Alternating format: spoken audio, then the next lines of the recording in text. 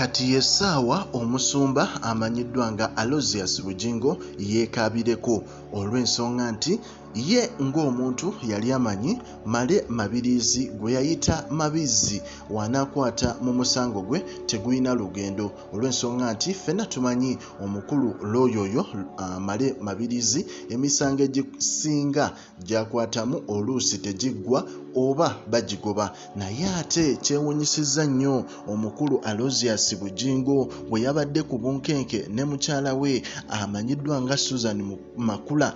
Omusango guno omukulu amanyiddwa nga Director oba muyite Dpp Director of Public Prosecution we yavuddeyo n'agamba Male Mabirizi nti kyaddaaki guno omusango yessaawa ngukwatemu tulabe gye gunaggweera. Era omukulu yavuddeyo n'agamba Male Mabirizi nti obujulizi bwonna buleete bwe twetaaga olw'ensonga nti omusango guno gumenyera ddala amateeka gulimu ebintu bingi nnyo Bugingo yadde yabyegaana naye ate omukulu ono kiragira ddala nti yamenya amateeka agafuga obufumbo. Era mu mbeera eyo omukulu Male Mabirizi omusango yaguze ebbali omukulu Director of Public Prosecution ye yagukutemu. Ekintu kino kyakubye wala nnyo omusumba Bugingo kubanga buli lukya abasajja beeyongera muteekako natti ne mukyala we amanyiddwa nga Susan Makula.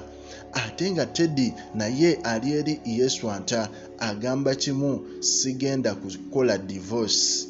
Ate waba takoze divorce legally aba akyali mukyala we. Ate Bugingo takkirizibwa kuba nti awasa mukyala mulala okuggyako ng'akyusizza eddiini n'adda mu ddiini ery'Abayisiraamu.